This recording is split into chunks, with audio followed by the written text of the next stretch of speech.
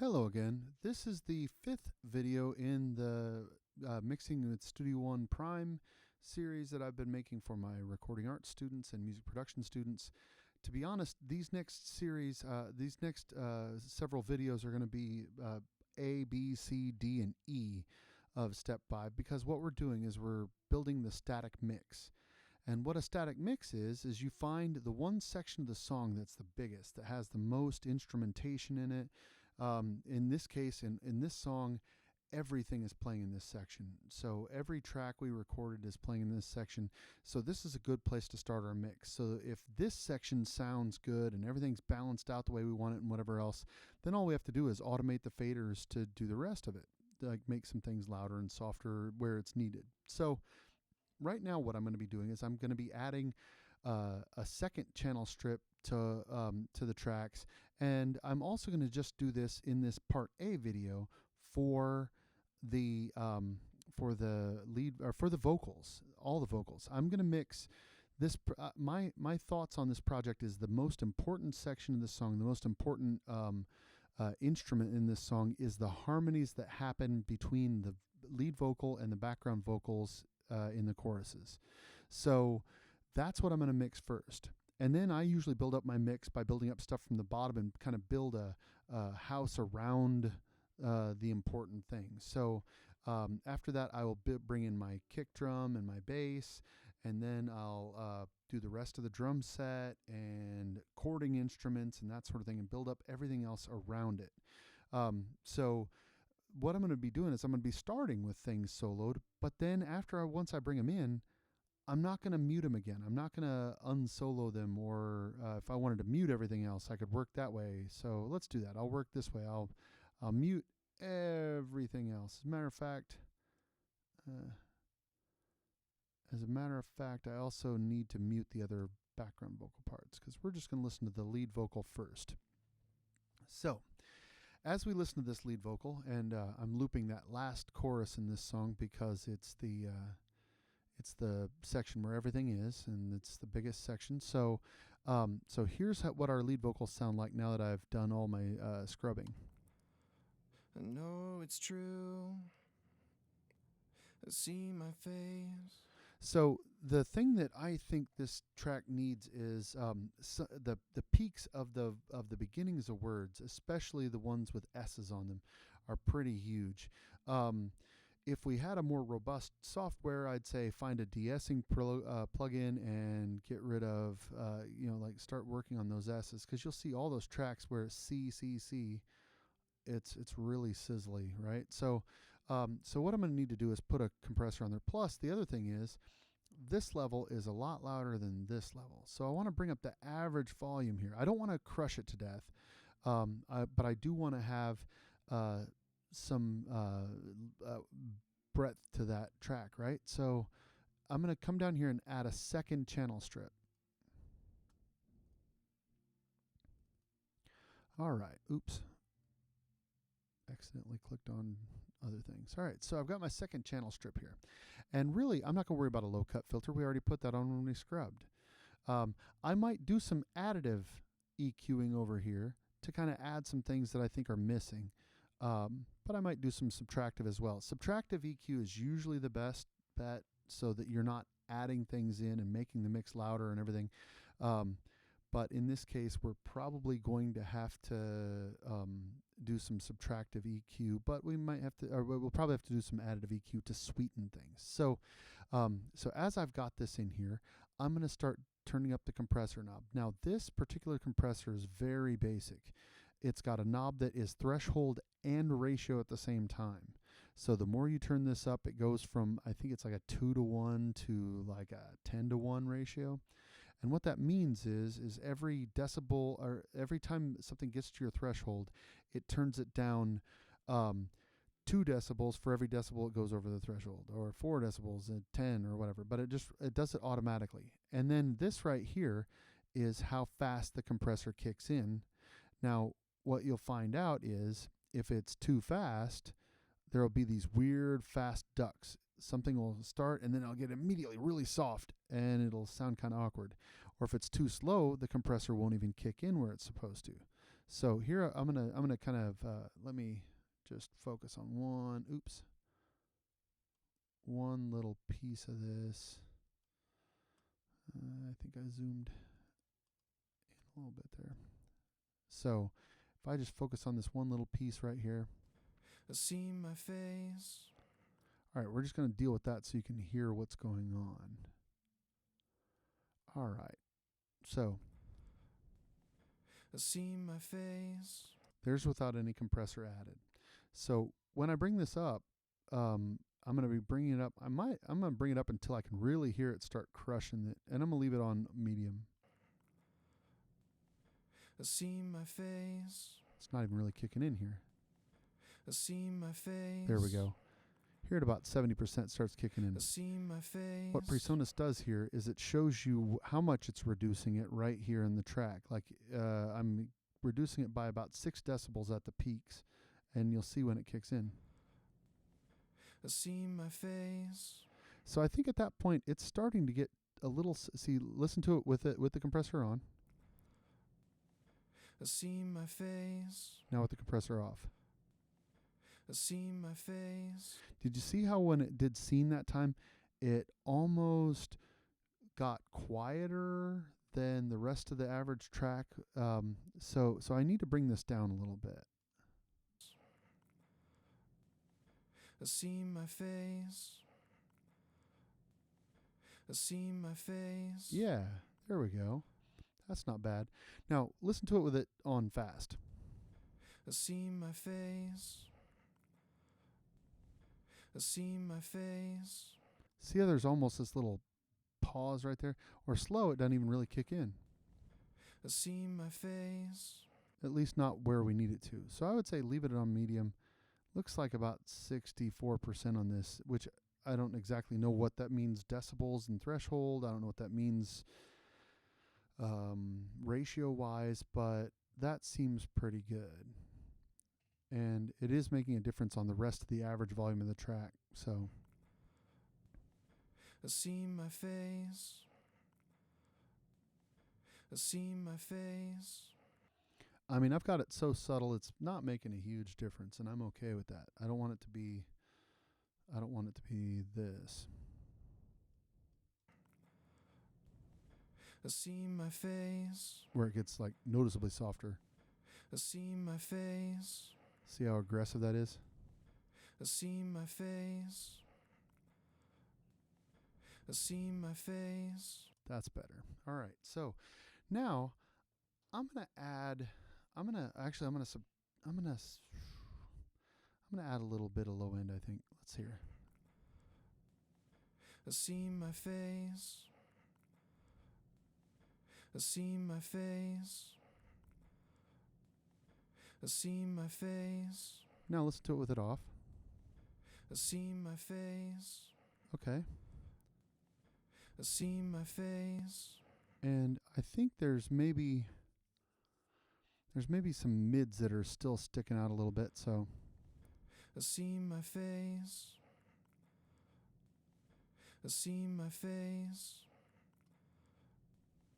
See my face. and even that little 1.5, 1.6 decibel cut that I made there makes a difference. Listen. See my face. Now with the cut. See my face. Yeah. And now let's add a little bit of high end to add some sparkle, but not a whole lot because it is pretty well. Let's stretch this out so you can hear more of the track. I know it's true. See my face. I know it's you. With it off, I see my face. with it on. I know it's true. So that's quite a bit better, I think. So what I'm going to do is stretch that back out to the length of our song here. Maybe zoomed in a little bit too much here. There we go. Okay, that's better. All right, so now I'm going to do the same thing with the rest of the vocal parts so that I can balance it. But I'm not going to mute this track. This track stays. All the rest of the adjustments that I make to the rest of the tracks as I add them, I want it to be built off of what happened when I added it. So I'm going to unmute this background harmony part here. I see my face. And that's a little bit too loud. It's louder than the lead vocal. So I'm going to cut that down with volume before I even get into the what else is going on with it. I know it's you. I hear my name. I hear my name. It's what they say, Laughing Phillips. Okay, that's better. Now I'm going to add a channel strip so I can do the same compression thing that I was just doing, and EQing. So here we go. All right, so let's turn that back on again. I see my face. Start compressing. I know it's true. I see my face. I know it's you. I see my face. I know it's true. I see my face. I know it's you. I hear. Okay, that's pretty good. Now, the thing that I noticed about this is I probably don't need as much mid and low end. It's kind of getting in the way of what's going on in the lead vocal part. So as I play this, I'm going to bring this up probably about here, and I'm going to start cutting some and hearing how it relates to the lead. Hear my name. I hear my name. It's what they say, Laughing Phillips. And once again, as I'm listening to it, I can turn it on and off and see how much it's affecting it. I see my face. I know it's true. I see my face. And I think this might need a little bit of highs too. I know it's you. I see my face. I know it's. So can you hear how it enunciates a little better there? And I think there might be some, I don't know, there might be something else I can cut out of here that would sound good. Let's see. I see my face. I know it's you. There we go. Now let's listen to this with the, like bypassed and on. Let's hear it. I hear my name. I hear my name. It's what they say, Laughing Phillips. So that's got a little bit more sparkle, right? So I do the same thing to the other background harmony parts. So let's add this one. I see my face. Oh, way too loud.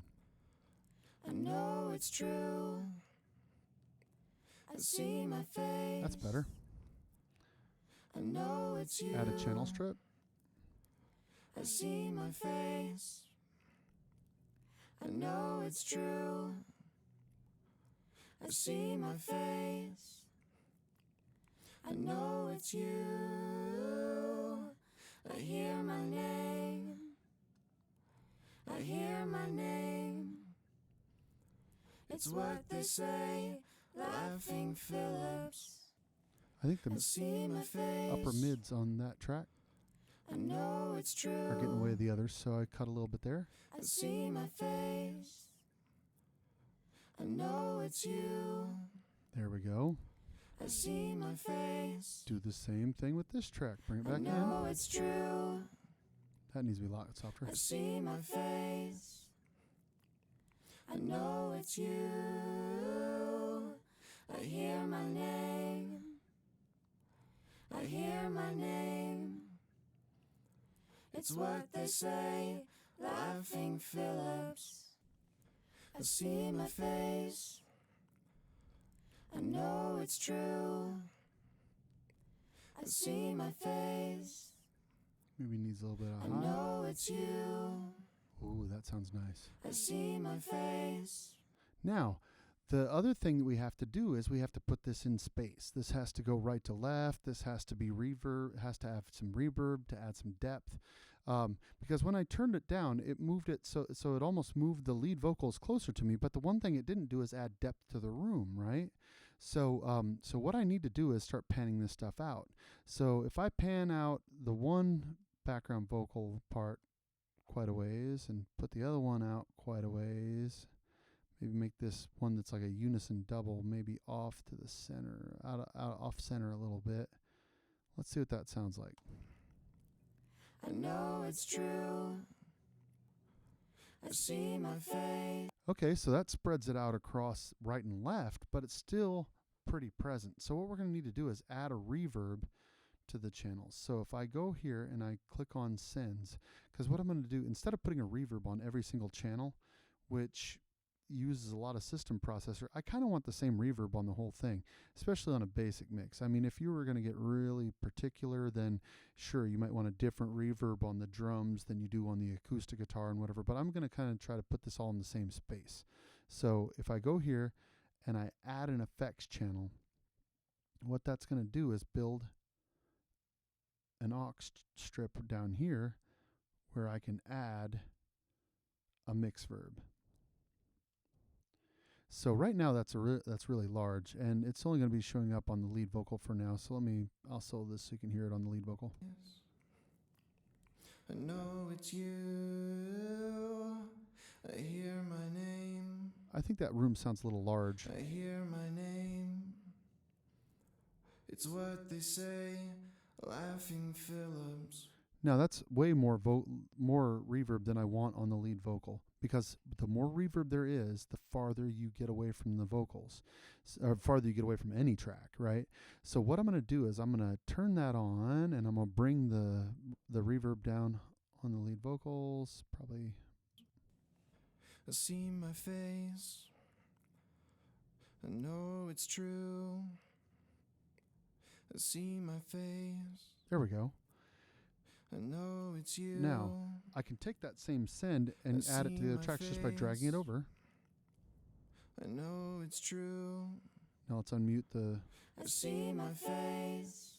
Now I want to give them some more because I want them farther back. It's you. I hear my name. I hear my name. It's what they say, Laughing Phillips. Now, I'm going to put them back in the full mix just so you can hear it. Now, it's going to be way too quiet because this right here is like I've done things that makes it softer than the other tracks, so it's going to be a little out of balance here, but listen to this with the rest of the mix now. I see my face. I know it's true. I see my face. I know it's you. I see my face. I know it's true. I see my face. So that sounds pretty good. In our next video, what I'll be doing is and this will be 5B that I'll be doing next, I'll be adding in the kick and the bass to start building the rest of the mix. But notice I said adding in. I'm not gonna have these muted anymore because I'm building the mix off of what we've got here for the standard mix, the static mix. All right, thank you.